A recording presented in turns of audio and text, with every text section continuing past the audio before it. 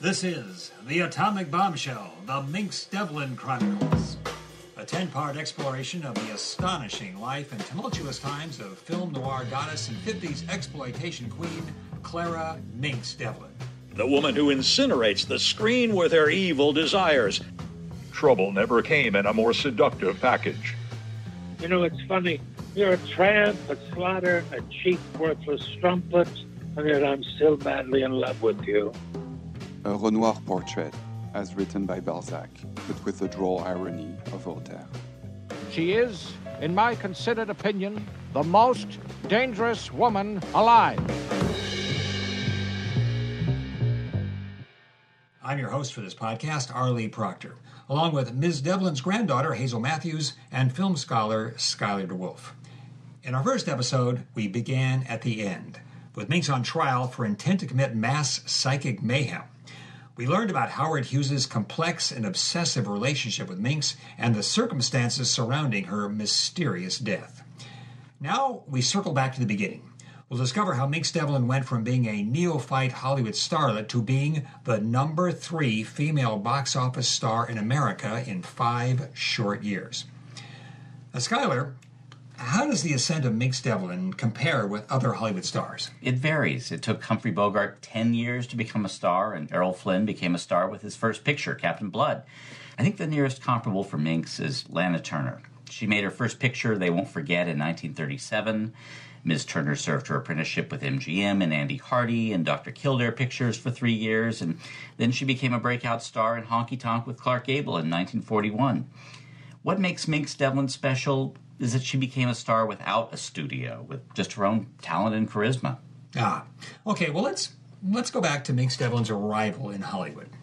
Hazel? This is from her scrapbooks, The Hollywood Reporter, June 3rd, 1944. Poverty Row Prexy inks teen temptress for Indie Prod Prem.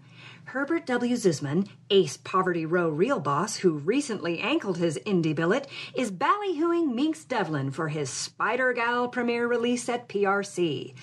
Money-spinning mogul expects whammo B.O. for Suspenser, which will top-line the emotive stylings of Zisman's peppy protege, footlighting it as the delectable but deadly title character. This girl will be the biggest star Hollywood has ever known. Okay, good. Now, can you translate that into English? Zisman is Herbert W. Zisman, the Poverty Row filmmaker we met in the first episode. He's the one who, just before Mynx's mysterious death, hatched the plan to build Naked World in the Nevada desert, which was a super deluxe, bare as you dare nude ranch, with Mynx as the headline entertainment. Zisman is one of the so-called 40 Thieves, this group of exploitation producers who studied the Motion Picture Production Code of 1934. That was the one that abolished vice, prostitution, drunkenness, gambling, nakedness, racketeering, murder, and, of course, sex on the big screen. Zisman then put these crowd pleasers into the no-budget movies that he distributed himself. Jailbait Baby, which was Mynx's first picture, makes so much money that the Poverty Row studio PRC, which stood for Producers Releasing Corporation, hires him to produce a series of teen terror pics called Spider Gal. And this proves to be the first step Mynx Devlin takes on her climb to stardom. Now, we've got the trailer for her first film. Prepare yourself for a dramatic thunderbolt of suspense. Never a movie so daring, so weird, so shocking. Meet the Spider Gal. Well, jeepers, Barb. It was swell of you to park out here by the lake. I thought we'd just... Why are you looking at me like that? And your teeth? Are those? No. No.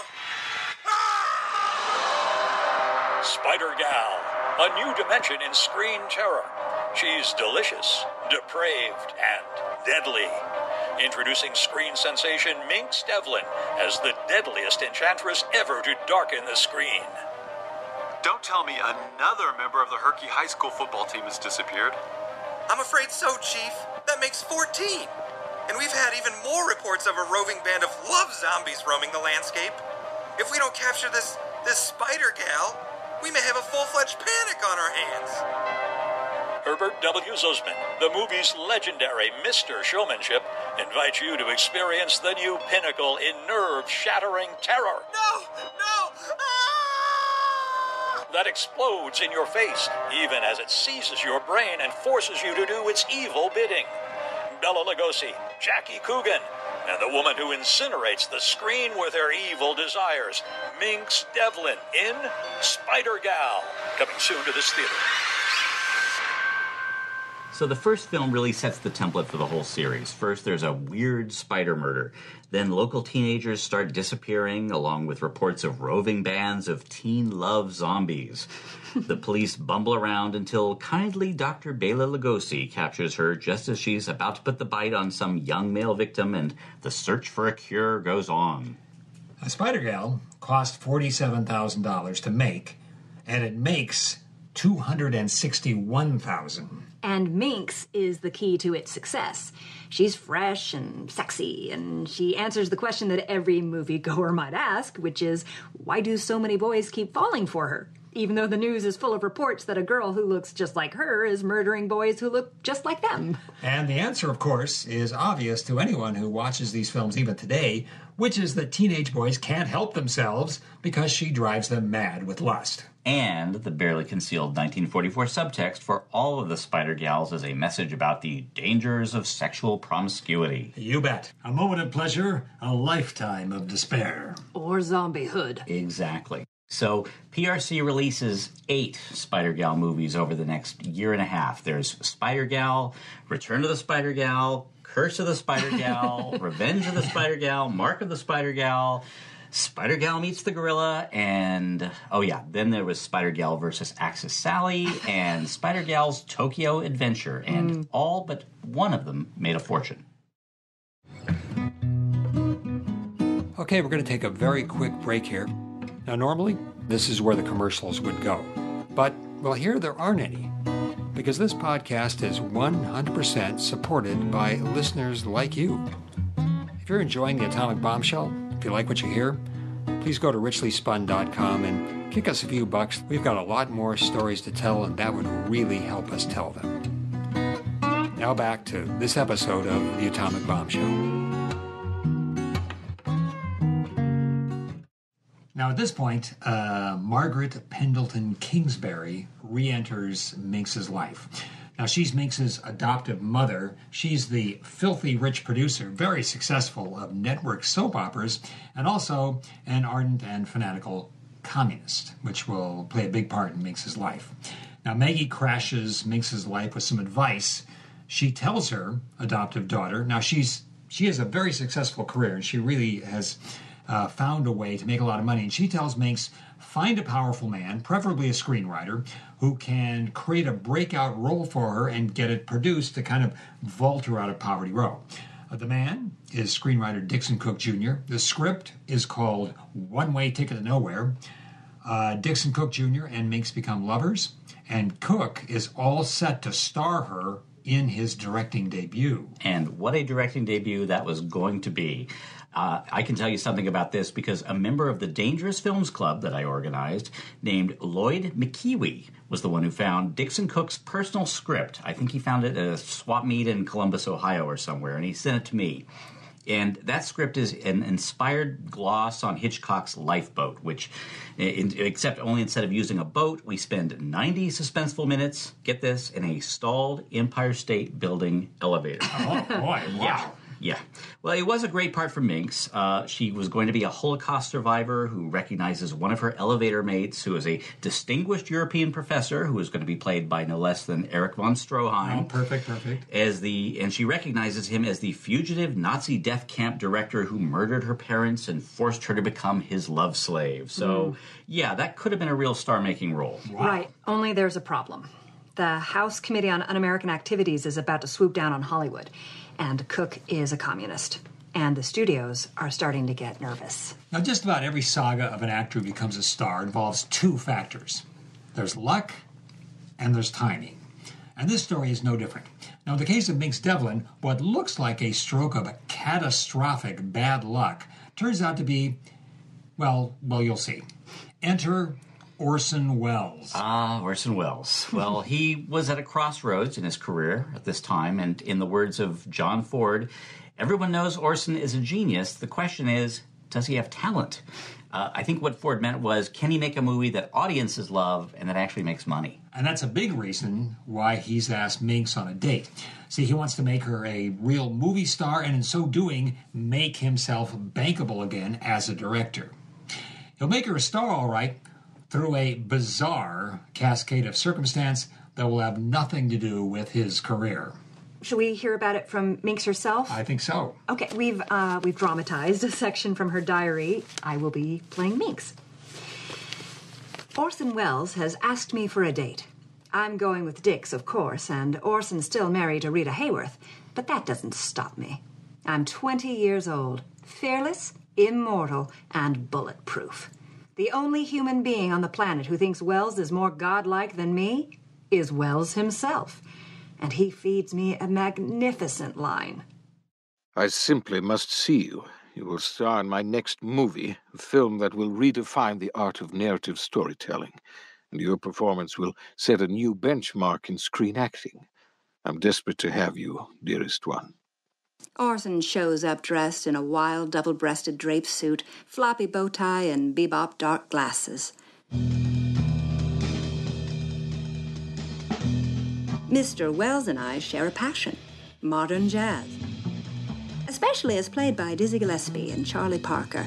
I love bop, and the men who play it seem superhuman. Orson and I cab it down to Central Avenue, first stop the Club Alabama, where long, tall Dexter Gordon is leading the house band. Every hipster in town is here, and of course they all know Orson. As we're watching the floor show, Orson bats his eyes and purrs in his velvet baritone. Now about our dream project. Yes, that's right. You are part of the dream, dearest one. He's calling it his Bebop Othello, a modern-day musical version set on 52nd Street in New York. Music by the Yardbird All-Star Bebop Orchestra under the direction of Charlie Parker. Of course, I'll play the lead role myself. I've devised a special ebony grease paint. I'll be Styles Bitchley, the world's hottest bebop trumpet king, setting New York on fire with my quintet with the Three Juices. My drummer is Rimshot Bliss, a.k.a. Iago, as played by Mr. Buddy Rich. And you, my dear, you are sweet Mona Desire, my Desdemona. He kisses my hand. I'm delighted, of course, even though I know he's offered this role to Lana, Ingrid, Paulette, and even his soon-to-be ex, Rita Hayworth. And they all told him to gargle with razor blades. He tells me the whole story, including the stunning finale. We're on stage at a Jazz at the Philharmonic concert with a live nationwide radio audience. I finish off the wildest, most frenzied solo ever. One might even call it orgasmic, on dizzy atmosphere. You embrace me, and consumed by jealousy, I cut your pretty throat, and then turn the blade on myself. The audience, driven mad by the music, mistakes our murder-suicide for a brilliant bit of theatrics. They riot and burn the house down in an apocalyptic set-piece of orgasmic vandalism. The last shot is all Manhattan, gloriously ablaze.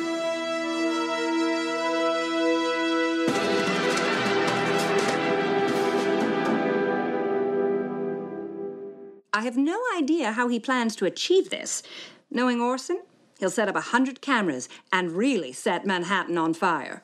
This music we love, it's a shriek of rage at America's original sin. You see, my dear, it's all about revolution, jealousy, love, hate, enslavement, and liberation. It will be more than a movie. It will be a living social document, a spiritual manifesto. It will be radically different, yet, at the same time, the first true, pure, creative translation of the bard to film. This is my dream role, and Orson is pretty close to my dream man. We leave the Alabama around midnight, and head over to a club in Little Tokyo where Miles Davis has a quartet. After the hot bop of Dexter Gordon, the cool trumpet of Miles Davis parks me on cloud 9. We're on our third martini when this wild-looking guy in a zoot suit asks me for my autograph. As I'm signing, he whispers in my ear, "How'd you like to meet Mary Warner?" I've never smoked reefer in my life, but tonight I'm flying high. Here's my chance to sample the magic herb that powers my idols to the musical mountaintop. And who knows? Maybe it'll help my bop Desdemona. Yes, I've decided to say yes to Orson. So I follow this weirdo through these bead curtains into a room of creepy-looking, droopy-lidded losers. Zoot Suit hands me a big fat reefer. Before I can take a single puff, the cops bust through the door, along with camera-wielding news hounds. Turns out the whole thing is a setup. Imagine their delight when Mynx Devlin shows up, a certified starlet, the princess of Poverty Row, nubile, innocent, underage, the whole bit. All I can think is, so long screen career, that's a wrap. Now, had Mynx Devlin been under a conventional studio contract at the MGM or Warner Brothers, this probably would have ended her career. But she was an independent. Now, remember what I said about luck and timing. This is 1947. Studios, for the first time, they're in trouble. Big filmmakers like Frank Capra, William Wyler, George Stevens, they formed Liberty Pictures. That's a threat to the studios. And the movie audience is changing as well. 1946 was the biggest year in movie history. 47, the number of people decreases by 20%, and television can be seen over the horizon. So the films, they're getting darker. And the newest stars, we're talking people like Robert Mitchum, Ava Gardner, they're rule breakers, and audiences love them for it. So Mynx calls her agent, who calls notorious shyster to the stars, Clayton Vanderbeek. Vanderbeek tells Mynx what's happened to her. And this is from Mynx's journal. The DA behind the bust is Gilbert Skowron, who staged this pot bust stunt so he could grab the headlines he'd need to run for governor. Lawyer Vanderbeek is going to roll the dice big time at the preliminary hearing. If this thing goes to trial, I'm a dead duck. If Vanderbeek can convince the judge it's a loser, I might walk. So what happened? Well, millions of Americans got their news from Walter Winchell in those days. If you tuned into a show, The Juergens Journal, on May 13th, here's what you and the rest of America would have heard.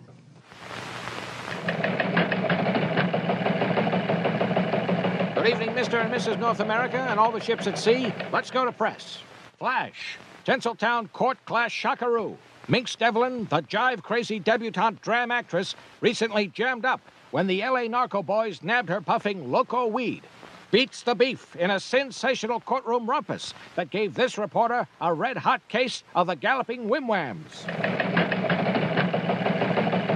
At the preliminary hearing, Judge Llewellyn Shagnasty is about to gavel the dishy Miss Devlin over to trial when a spunky shyster, the redoubtable Clayton Vanderbeek, fingers the state's key witness, the mysterious Mr. X, as none other than Bugs Hophead Hopper, a needle-jabbing bindle stiff with a rap sheet longer than a Thanksgiving sermon.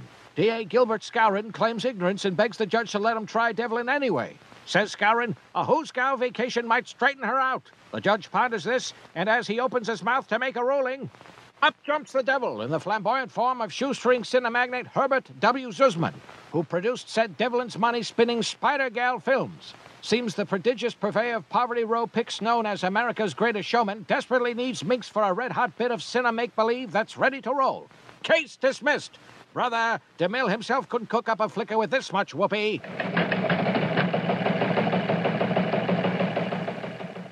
Timing and luck.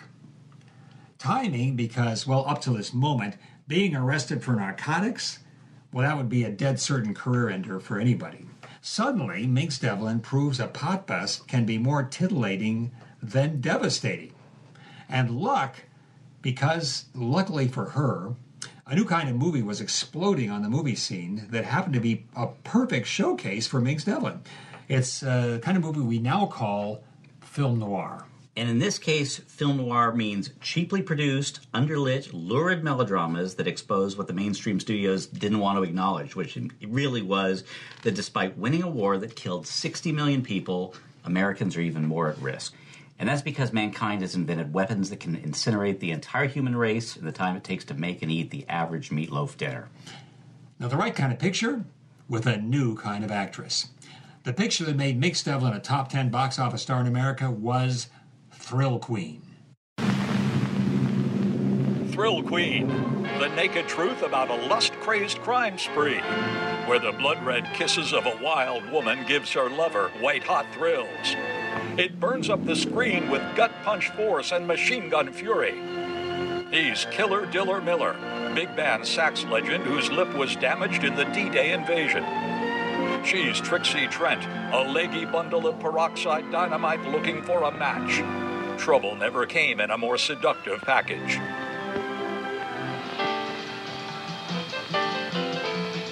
I like nice things, Killer.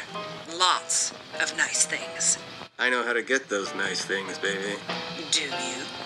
Maybe I don't need my horn at all. Just a gat in my hand. And a doll like you right beside me. Together, their crimes made them public enemies, and their love made them bedroom legends. This won't be easy, men. The hardened criminals we usually face may be ruthless, sociopathic murderers, but at least they're sane. These kids have been driven stark raving mad by this jungle music.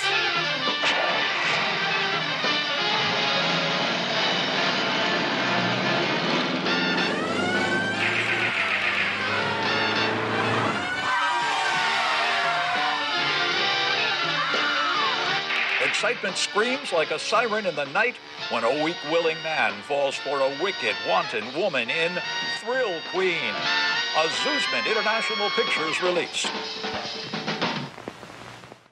So Thrill Queen goes out on October 1st, 1947, which just happens to be the same day that U.S. Air Force Captain Chuck Yeager broke the sound barrier in his Bell X-1 rocket plane.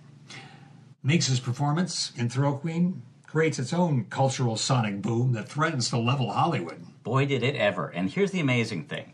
Thrill Queen goes out as a B picture, but theater owners quickly elevate it to the top of the bill, and they put Mynx's name above the title. Variety gives her a nickname and here's the genius of Herbert W. Zuzman. He takes this nickname, and he quickly adopts it, and he ballyhoos in all of his advertising. Mynx Devlin, the atomic bombshell. Now, Mynx has a review from James Agee in her scrapbook. This is when Agee was the most influential film critic in America. And it says, newcomer Mynx Devlin plays her juke joint hellion with the intoxicating energy of a lightning bolt in a jug of 100-proof Kentucky moonshine. Imagine the sex appeal of a young Clara Bow, the irony of Dietrich, and the frank, slightly coarse seductiveness of pre-code Joan Crawford at MGM. All this in a moon-faced Bobby Soxer. She's riveting, raucous, sensual, and memorable. More, please. Herb Zuzman brings Thrill Queen in for $183,000, and it makes, hold on to your hats, $2,450,000 in its first year. And even before Thrill Queen is released, Zuzman puts her in a second noir epic, which is, being Zuzman, he knows where to get a dollar. It's nakedly based on the notoriety of her pot bust. This is the movie Jive Crazy. And here's why Dixon Cook is still such a legend among screenwriters even today. Cook agrees to write the script for the movie, but only if he could do it over a weekend, and if he could have 48 hours worth of whiskey and Dexedrine. And if he could be paid $50,000. So Herbert Zuzman happily says yes to all three conditions. According to her journals, Dixon Cook understood Mynx Devlin's appeal, her spontaneity, her unapologetic sensuality, her obvious pleasure in breaking the rules. And what worked in Thrill Queen works even better in Jive Crazy.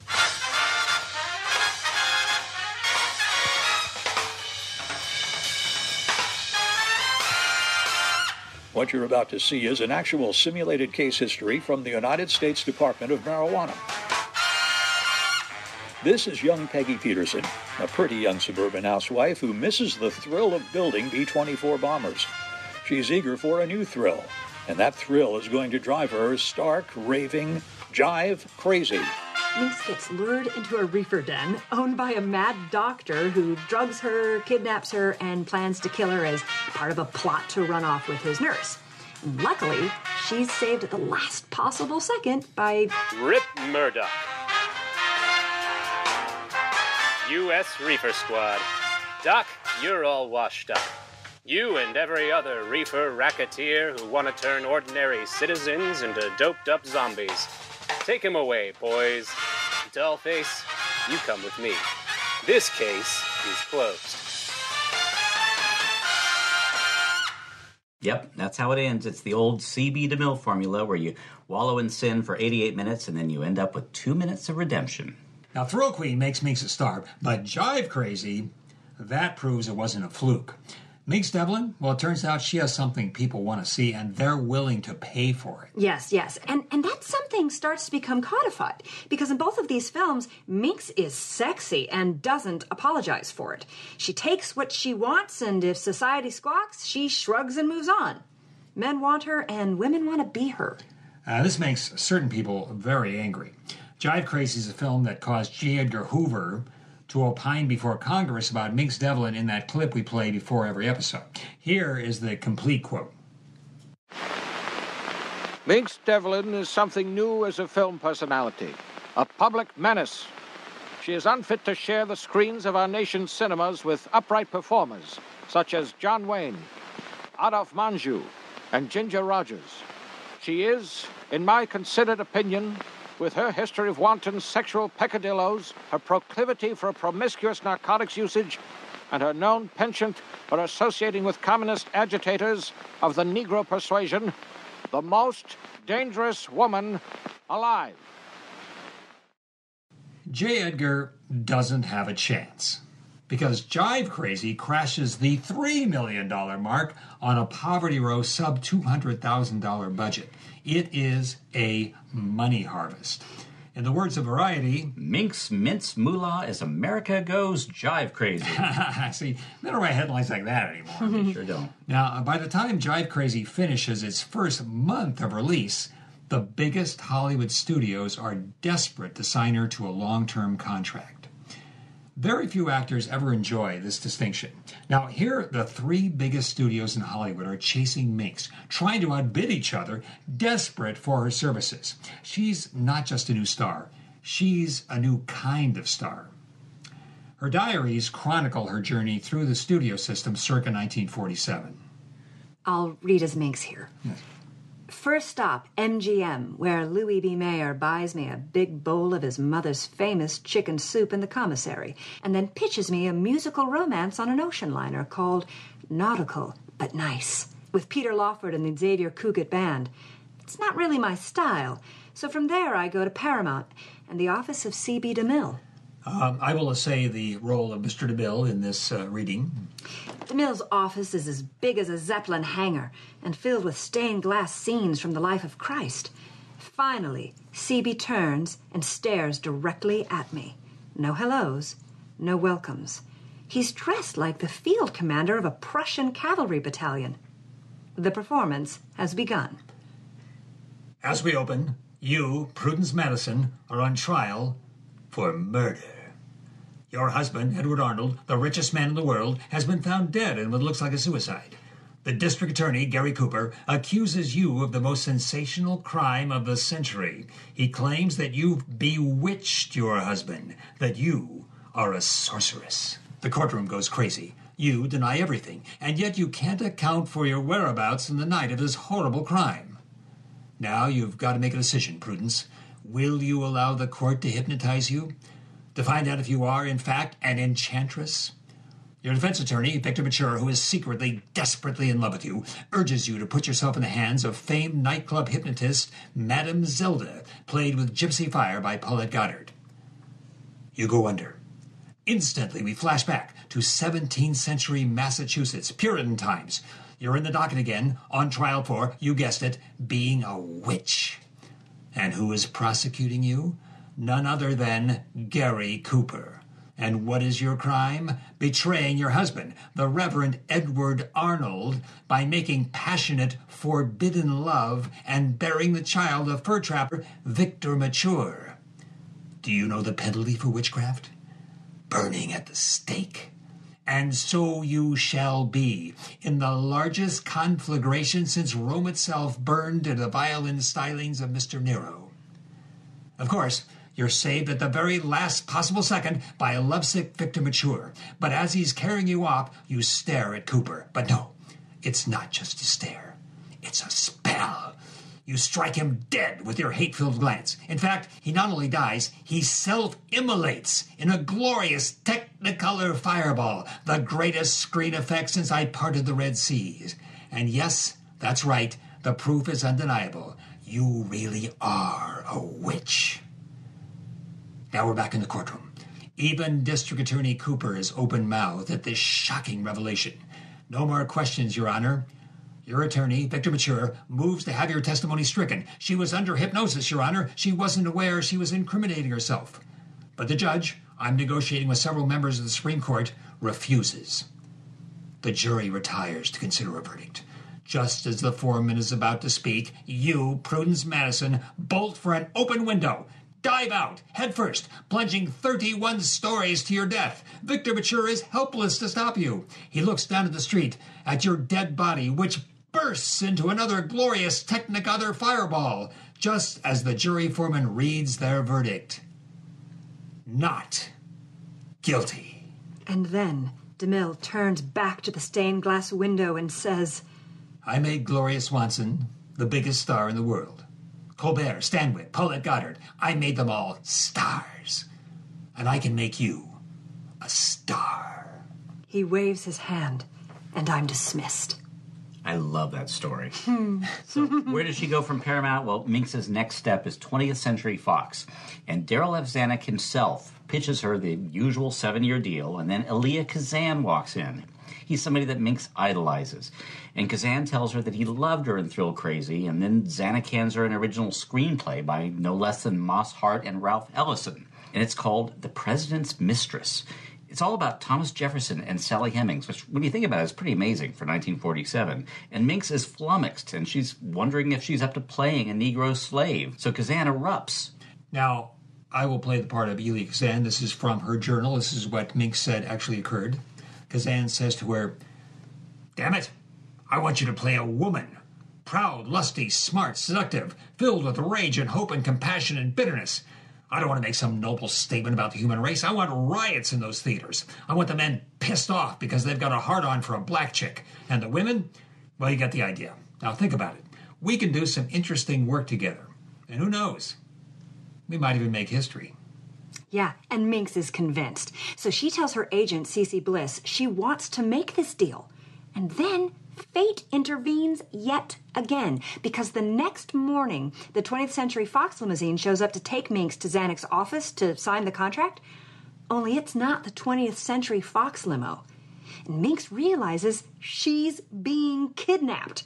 The driver delivers her to an El Segundo airplane hangar housing the HK-1 Hercules aircraft. A.K.A. also known as the Spruce Goose. Yes, and there, with the plane, is Howard Hughes.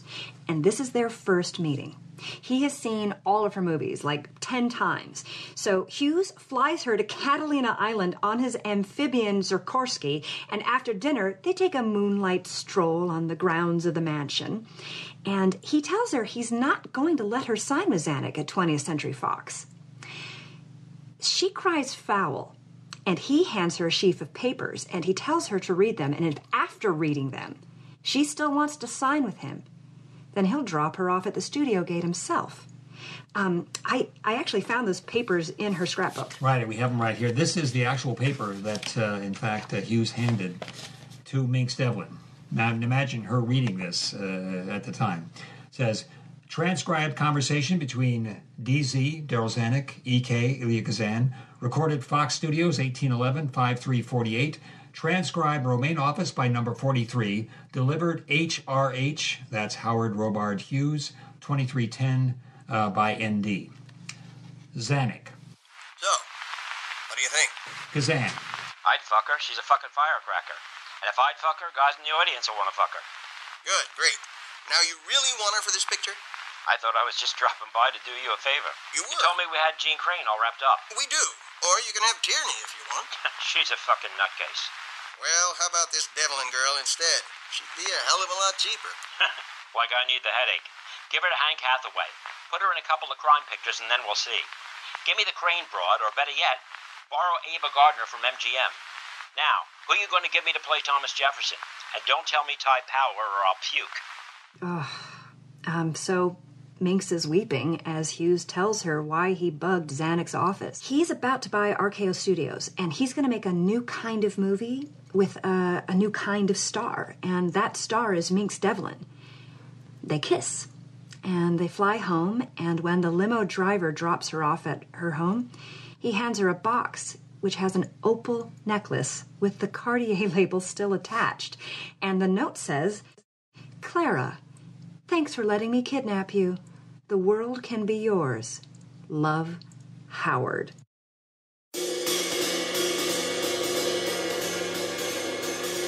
Next week on The Atomic Bombshell, Miggs's career takes off until her adoptive mother betrays her in the worst imaginable way, and her life comes crashing down around her. That's episode number 3, A Tale Told by an Idiot, including a lurid report on what just might be the most insane big-budget Hollywood film ever shelved, Devil Girl of Cannibal Island. The Atomic Bombshell, The Mynx Devlin Chronicles, was produced in Hollywood, California by Tales Richly Spun. This production is directed, produced, and edited by Matthew Solari and written by Arlie Proctor. Co-producer Kevin Whitaker, artwork by Rowan Proctor. Special thanks to Caitlin Mulder, Stephen Smith, Bob Rumnock, Brad Shelton, Chris Pavlica, Stephen Robori, Justin Awadis, Tony Rusomano, John Roden, Will Reinbold, and Piot Michael. Please visit richlyspun.com/atomicbombshell to find books and movies that will illuminate the cultural darkness that produced the flourishing of film noir in the late 1940s. And richlyspun.com is also where you can pre-order the book that inspired this podcast, Mynx Devlin's astonishing autobiography that dishes the dirt and names the names.